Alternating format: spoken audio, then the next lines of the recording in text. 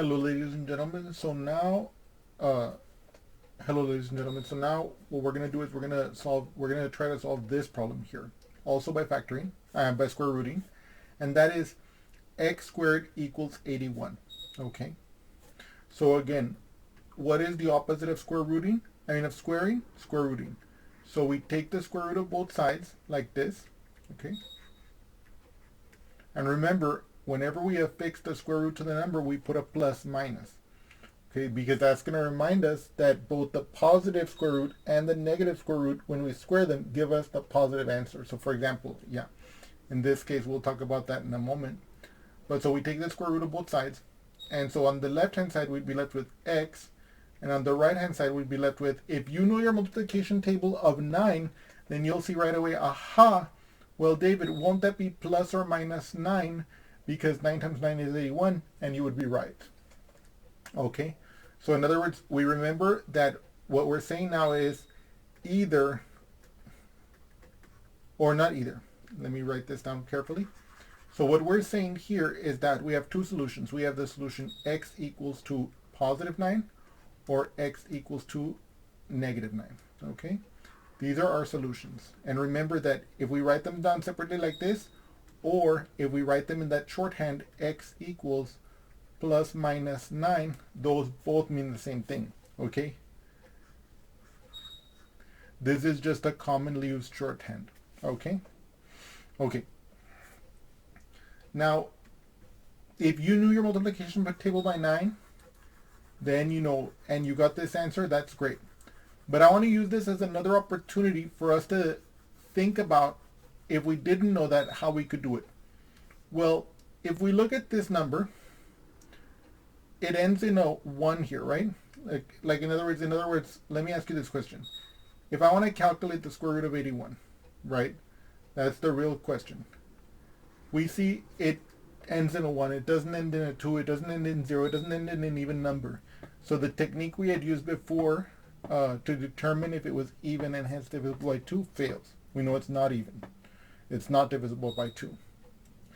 Now, there is a technique for testing if it's divisible by 3, and that is if the sum of the digits of a number add up to a multiple of 3, then the number itself is a multiple of 3. If I take 8 plus 1, I get 9, and 9 is 3 times 3. So what that allows us to conclude is that 81 is a multiple of 3, okay?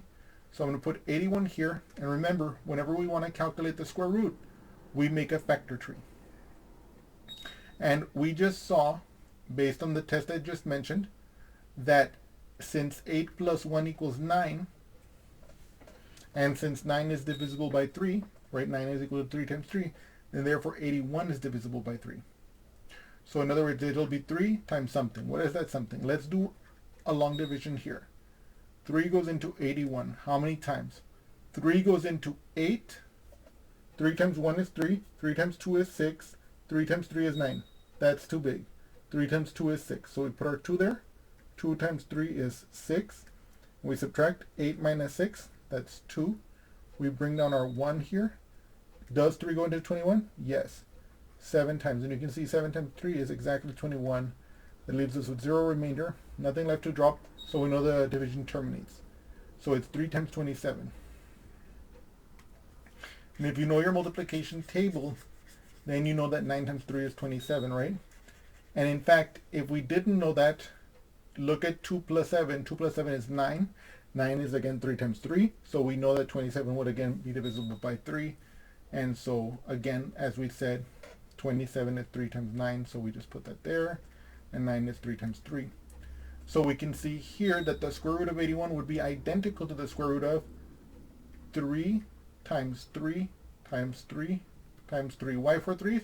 Because 1, 2, 3, and 4 threes are in the factorization. Now,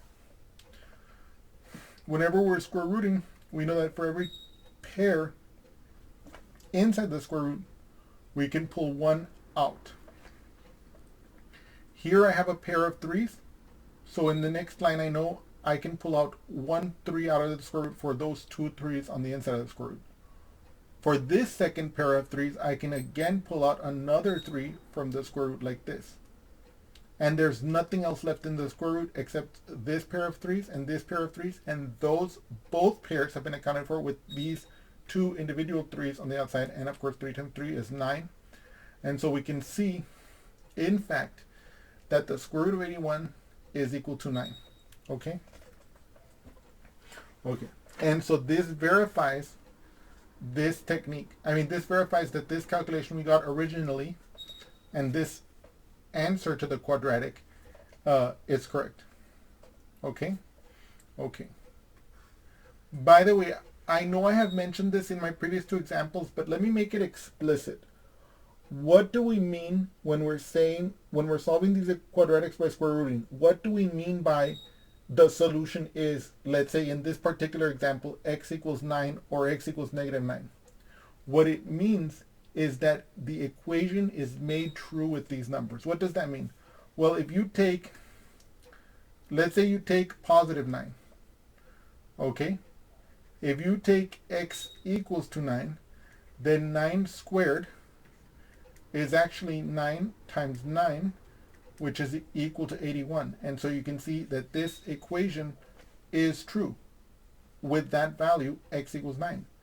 By the same reasoning, if I let x equal to negative 9, then you can see that if I plug the negative 9 into this left-hand side, I get negative 9 squared. And what is that? That's negative 9 times negative 9. A negative times a negative is a positive, and 9 times 9 is 81, so we get positive 81. And so you can see that with negative 9 in the place of x in this equation, the equation is also made to be true. And so that's what we mean when we say we're solving the quadratic. We're finding those values of x which make the equation true. Okay? I hope that you've enjoyed this example, and I look forward to seeing you again soon. Thank you so much.